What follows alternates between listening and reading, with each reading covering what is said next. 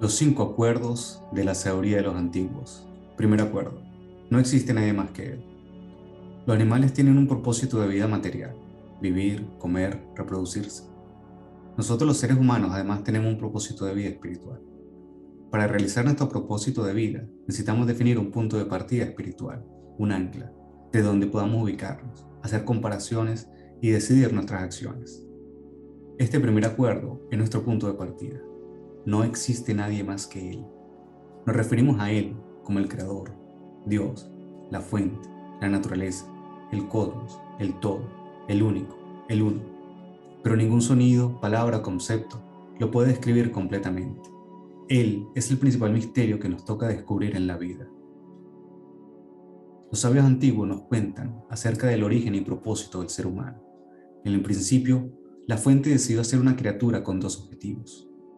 Uno, que sea independiente de él. 2, que sea plena, llena de placer infinito. ¿Cómo logramos estos dos objetivos si la fuente lo llena todo y es lo que sustenta todo? La solución fue crear la dualidad para ocultar la fuente, creando así la oscuridad, el egoísmo, el yo pequeño, el mal. Así inició la dualidad que experimentamos: positivo y negativo, masculino y femenino, luz y oscuridad, bien y mal. El ocultamiento de la fuente nos da la oportunidad de ascender por nosotros mismos hasta el nivel de la fuente, rechazando la evidencia de la dualidad que percibimos. Al lograrlo, nos independizamos de la fuente, logramos unificarnos con Él sin diluirnos dentro de Él. En ese estado final se manifiesta en la plenitud del ser humano. La dualidad no desaparece, sino que se queda oculta dentro del ser humano. Dentro de la dualidad parecen existir dos fuentes: una fuente origen de las cosas buenas y otra fuente origen de las cosas malas. En términos mitológicos y religiosos, no existe un demonio que produzca cosas malas y otro Dios que produzca cosas buenas. No existen dos poderes enfrentados. Todas las cosas que existen provienen de una sola fuente. Percibir o vislumbrar un origen unitario de todas las diversas cosas que vemos no es una tarea sencilla, ya que la mente materialista solo percibe la dualidad. Por eso el camino de ascensión espiritual no es mediante la mente materialista, sino por la mente altruista, la que surge del corazón, no de las emociones viscerales. Los sabios de todos los tiempos, de todas las naciones, nos han hablado de la unidad oculta de todo lo que vemos y de todo lo que no vemos, advirtiéndonos que para sobrepasar esta realidad fragmentada que percibimos, debemos ubicarnos en otro nivel sensorial, en un nivel espiritual más allá del cuerpo y los sentidos. Debemos ubicarnos en el primer acuerdo: no existe nadie más que Él. El trabajo espiritual consiste en descubrir, detrás de las guerras y la destrucción, detrás de lo que nos parece oscuridad y maldad, la unidad y el significado de todo, desde el punto de vista del plan de la creación, no desde el punto de vista del yo pequeño.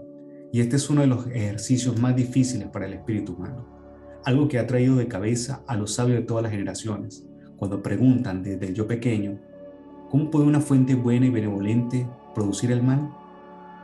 El trabajo espiritual de practicar no existe nadie más que Él es una lucha contracorriente, ya que nacemos dentro de una sociedad materialista que insiste en que el propósito de la vida es satisfacer los deseos del dinero y poder del yo pequeño, que debemos usar el conocimiento para poseer los recursos materiales y manipular a los otros seres humanos, construyendo la fortuna individual sobre la ruina de la humanidad y de la naturaleza.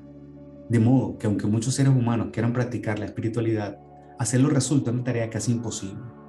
No porque sea difícil practicar la espiritualidad, sino porque el entorno social se encarga de ahogar toda iniciativa espiritual, utilizando todas las herramientas de manipulación psicológica para dañar mental y físicamente al ser humano que desea practicar la espiritualidad. Esta realidad ha sido planteada en diversas oportunidades en la literatura mundial. Una de las más antiguas es la de Platón, hace 2500 años, en el mito de la cueva, donde un héroe que sale de la cueva regresa para liberar a sus hermanos esclavizados en la cueva, y muere a manos de sus propios hermanos, que se niegan a aceptar el riesgo de salir a un mundo lleno de luz y libertad, al preferir lo habitual del trabajo forzado en una cueva oscura. El trabajo espiritual en una sociedad materialista, aunque es muy difícil, no es imposible. Los antiguos sabios en sociedades con mayor ignorancia lo lograron y nos transmitieron sus enseñanzas. Un ejemplo para que nosotros logremos la espiritualidad. La dificultad en lograr la espiritualidad le da el valor al esfuerzo. Sobrepasar un gran problema nos da una gran satisfacción. Como la fuente benevolente, eso significa que procura que nosotros, sus creaciones, nos acerquemos más a ser buenos como ella, que todos alcancemos la misma cualidad de plenitud que posee la fuente. Por eso, la necesidad de esforzarnos. Esta labor de acercarnos a la fuente, de ser similares a ella en cuanto a forma, es conocida en la sabiduría de los antiguos como unificación, o también religare, religar, de donde proviene el término religión. Podemos, mediante un arduo trabajo espiritual, unificarnos con el todo. Unificarnos con la fuente es expandir la percepción de nuestro pequeño yo a la percepción de un yo expandido. Pasaremos de ser y de sentirnos como una bolsa de carne y huesos que tarde o temprano morirá, a ser inmortales, a ser el todo, a ser el creador, la fuente. El plan de la creación es que al ascender al logro de la unidad seamos herederos meritorios del bienestar y plenitud del infinito. Como la fuente es una sola y no existe nadie más que Él, significa que todas las criaturas y sus acciones están conectadas entre sí. Estamos conectados con los animales, con las plantas, con los demás seres humanos. Somos el legado de todos ellos y seremos el legado para todos ellos. Nuestra interdependencia es innegable. La materia de la cual se crearon las estrellas y los planetas se continúa transformando, pero es la misma desde el origen del universo hasta llegar a formar nuestro cuerpo. Somos polvo de estrellas en una espiral de ascensión. Como dice la sabiduría de los antiguos, somos una sola alma, pero rota, partida en fragmentos que han descendido a cada uno de nuestros 7.000 millones de cuerpos.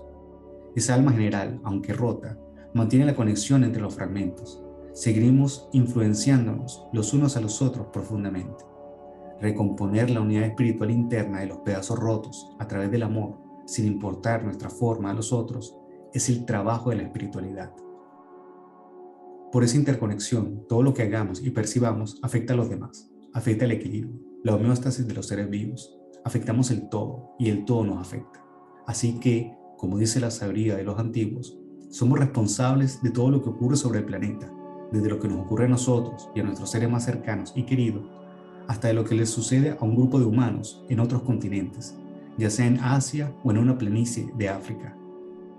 De esta unidad espiritual de las cosas creadas se derivan las primeras reglas, mandamientos conocidos por todas las sabidurías de los antiguos. No hagas a los demás lo que no quieras que te hagan a ti. Y ama a tu prójimo como a ti mismo. Hacer daño a los demás es hacernos daño a nosotros mismos, al mundo entero y al universo entero. Esto se deriva de la interconexión y de que solo existe un gran organismo vivo que es el universo. Y todos somos partes de ese organismo. Y si le disparamos a la célula de al lado, si cortamos la arteria de al lado o dañamos al organismo vecino, el resultado será que el cuerpo entero se enfermará y luego también nosotros. Somos tanto colectivos como individuales. Puede que el organismo total se sienta mal y envíe anticuerpos para corregir el daño. En ese sentido, aparecerá sobre nosotros o contra nosotros mensajeros y enfermeros del organismo que quieren corregir nuestra mala influencia. Llámalo guerras, pandemia, desastres naturales, cáncer, es lo mismo. Rompemos la armonía del todo y el todo responde, aunque no para destruirnos, ya que es benevolente, sino para que corrijamos nuestros deseos y acciones, para que tengamos una vida buena, en un entorno bueno abonado por nuestra propia energía positiva. Hacerle bien a los demás es hacérnoslo a nosotros mismos, a nuestros familiares, amigos y seres queridos. Puede que hoy en día suene ingenuo, pero ha sido dicho desde hace miles de años. Todo lo que hagas se te devuelve, tanto lo bueno como lo malo. Hagamos pues lo bueno.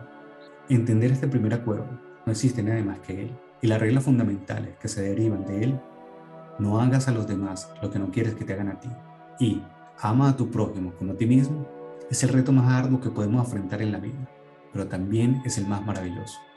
Tal vez no lo alcancemos, pero el camino, el viaje, le da un sentido nuevo y trascendente a nuestra existencia. Asimilar dentro de nuestra vida el primer acuerdo, no existe nadie más que Él, es alcanzar la espiritualidad. Es un objetivo que debemos tener claro y que debemos repasar diariamente, al levantarnos y al acostarnos. Nuestra vida y nuestras acciones deben enfocarse disciplinadamente en Él, en todo momento. Si este objetivo se convierte en la brújula que orienta nuestra vida, estaremos en el camino de la espiritualidad. Construir una sociedad de propósito espiritual es lo que permitirá liberar a nuestros hermanos que viven en la esclavitud, dentro de la oscura cueva de la ignorancia materialista. Hagamos para ellos un camino más fácil, tal como los antiguos sabios nos facilitaron el camino espiritual a nosotros.